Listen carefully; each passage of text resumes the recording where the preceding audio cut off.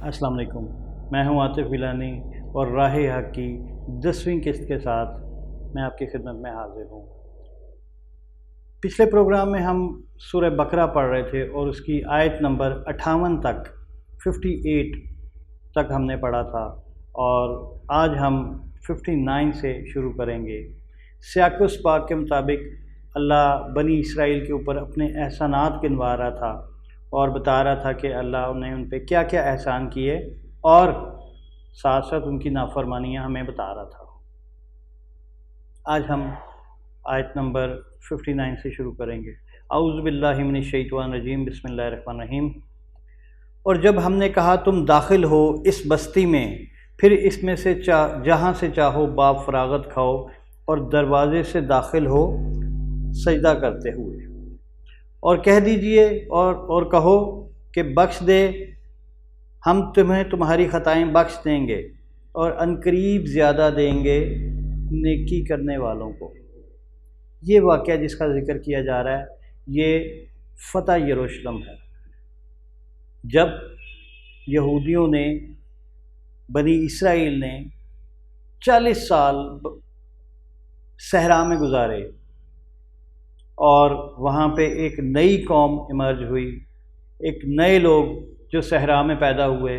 وہ نسبتاً اس قوم کے بہادر تھے جو مصر سے نکلی تھی۔ یہ لوگ اکثریت ان کی یہیں پہ پیدا ہوئے اور یہیں پہ جوان ہوئے اور یہیں پہ پل بڑھ کے بڑے ہوئے، تو یہ ان میں غلامی کے اثرات جو صدیوں سے ان کے اوپر تھے ذرا کم تھے۔ تو یہ واقعہ تب کا ہے جب 40 سال کے بعد یروشلم فتح کر لیا حضرت یوشوا بن نون کی سربراہی میں۔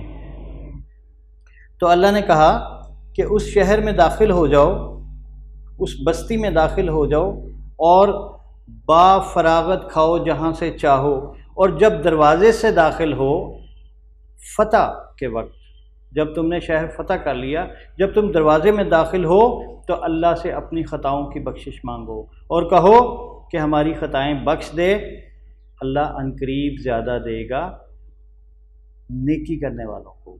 یعنی کہ یہ یاد رکھیں، جہاں پہ کانسیپٹ آئے گا ایمان کا، بخشے جانے کا، پچھلی آپ کی غلطیوں کی معافی، وہاں پہ یہ بھی ذکر ضرور ہوگا کہ آگے سے آپ نے نیکیاں کرنی ہیں، نیک عمل کرنے ہیں۔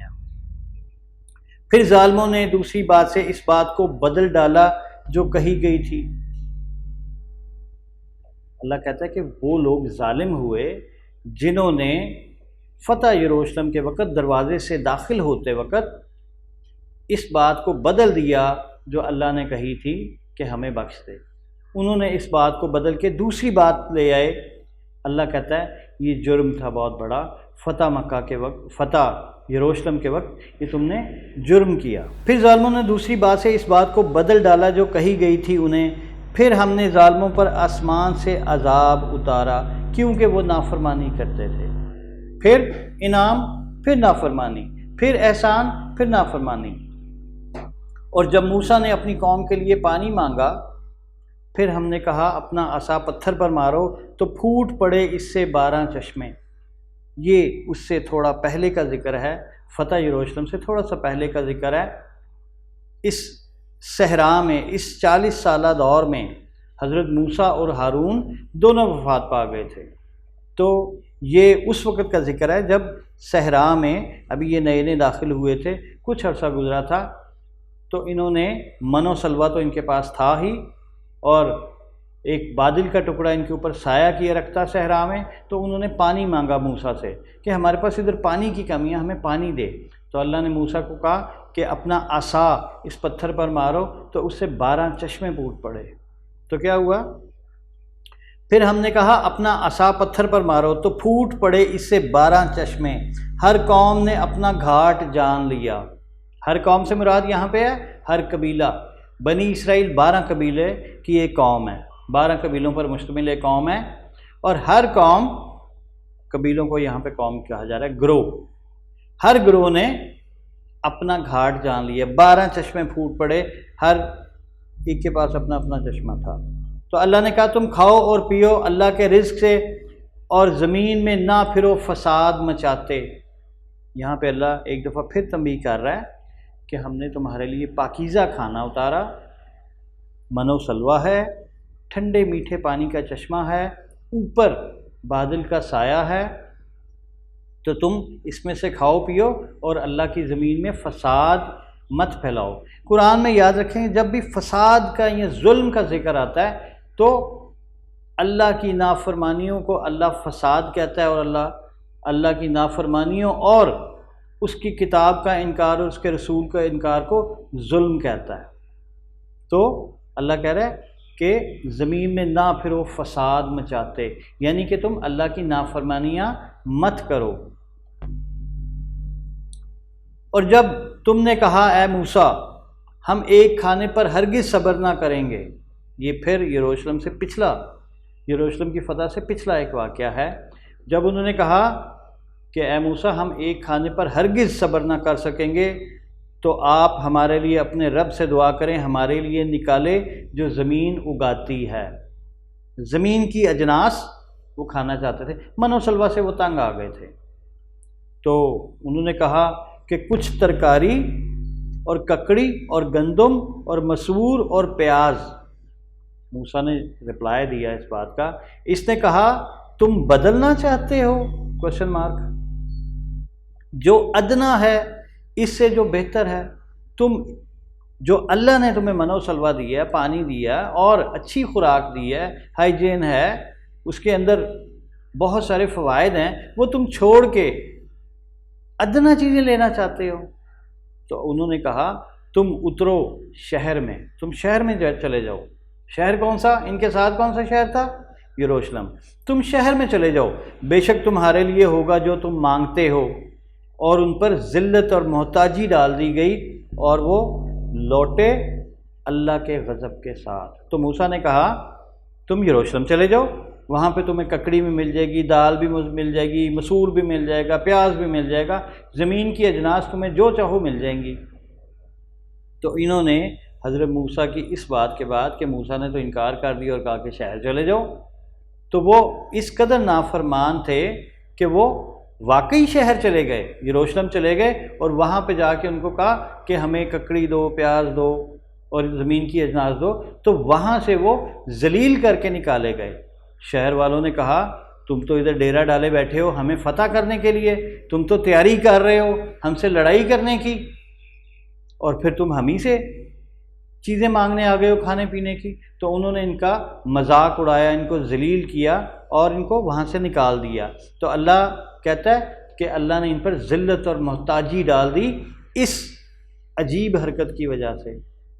اگر ان کا بس چلتا تو یہ شاید نہ ہی لڑتے، نہ ہی یروشلم فتح کرتے، اور وہ لوٹے اللہ کے غضب کے ساتھ۔ تو یہ اللہ کا غضب تھا کہ ان پر محتاجی اور ذلت ڈال دی گئی۔ یہ اس لیے ہوا کہ وہ اللہ کی آیات کا انکار کرتے تھے۔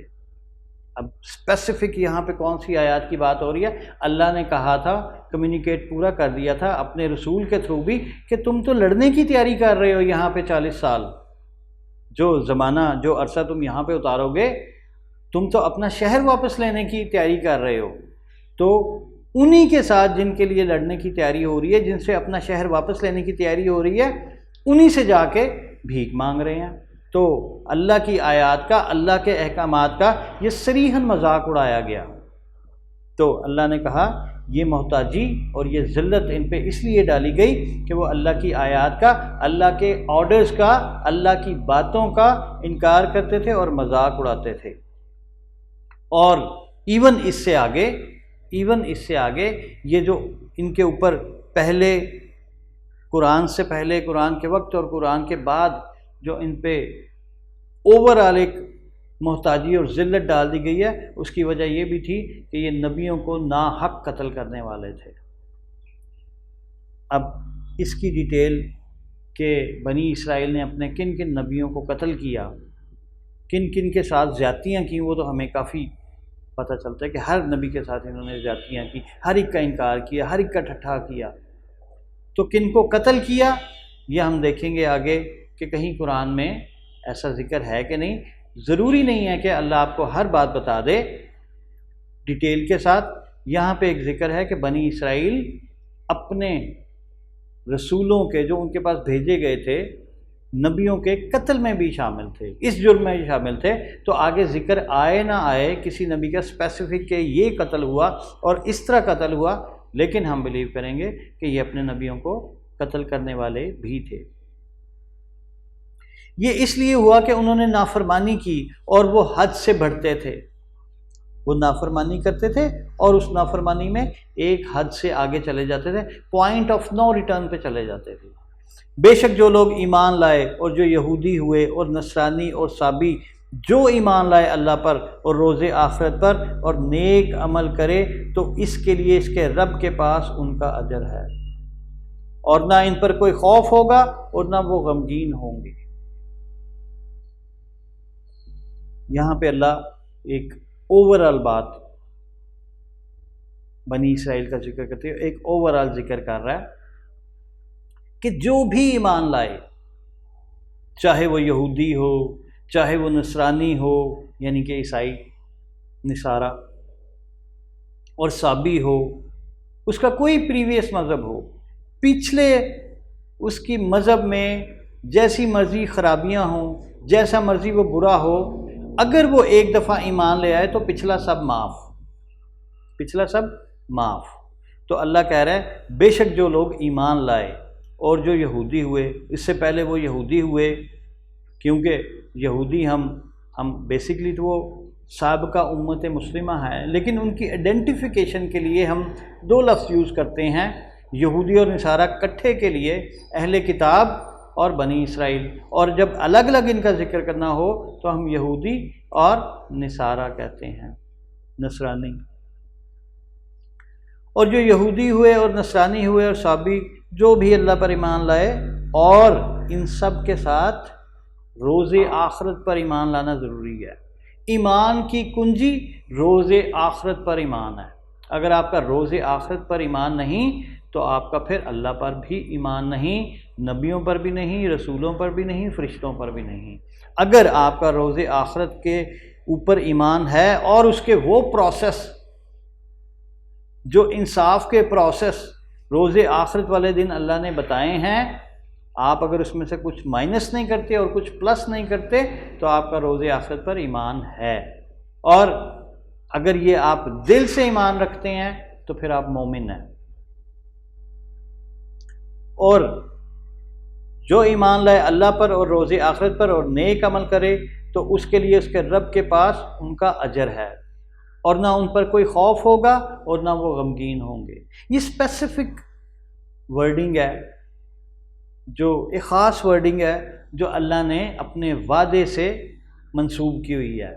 وہ وعدہ جو اللہ نے انسانوں سے لیا تھا وہ کیا تھا کہ تم نماز پڑھو گے، تم زکوٰۃ دو گے، تم ہر نئے آنے والے رسول پر ایمان لاؤ گے، رسول کی رسالت میں مدد کرو گے اور اللہ کو قرض حسنہ دو گے۔ تو اس صورت میں اگر تم یہ کرو گے تو نہ تم پر کوئی خوف ہوگا اور نہ تم غمگین ہوگے، نہ اس دنیا میں نہ اگلی دنیا میں۔